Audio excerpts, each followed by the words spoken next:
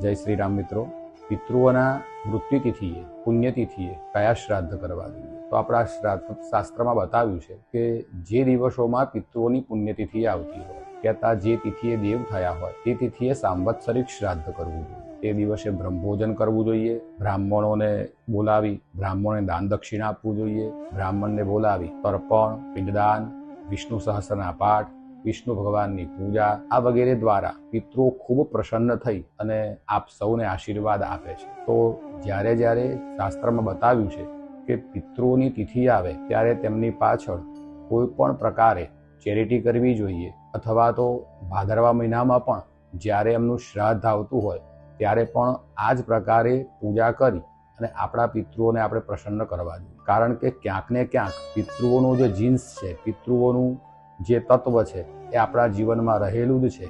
તો એમને યાદ કરવાથી એ પિતૃઓ રાજી થાય છે. અને નિત્ય શ્રાદ્ધ અને નૈમિત્તિક શ્રાદ્ધ આમ બે પ્રકારના શ્રાદ્ધો બતાવ્યા છે. કે નિત્ય યાદ કરીએ છીએ, તેમના માટે દીવો કરીએ છીએ, તેમના માટે ગાયને ઘાસ પધરાવીએ છીએ, તે નિત્યના અંતર્ગત છે. અને નૈમિત્તિક કહેતા કોઈક વિશેષ પર્વના દિવસે બનાવીએ છીએ અને કરીએ છીએ પિતૃઓનું શ્રાદ્ધ, તો તે પર્વ શ્રાદ્ધ કહેવાય છે, નૈમિત્તિક શ્રાદ્ધ કહેવાય છે. પિતૃઓને યાદ કરી અને અવશ્ય તે દિવસોમાં યજ્ઞ, પૂજા, દાન, દક્ષિણા, પિંડદાન વગેરે ક્રિયાઓ અવશ્ય કરવી જોઈએ.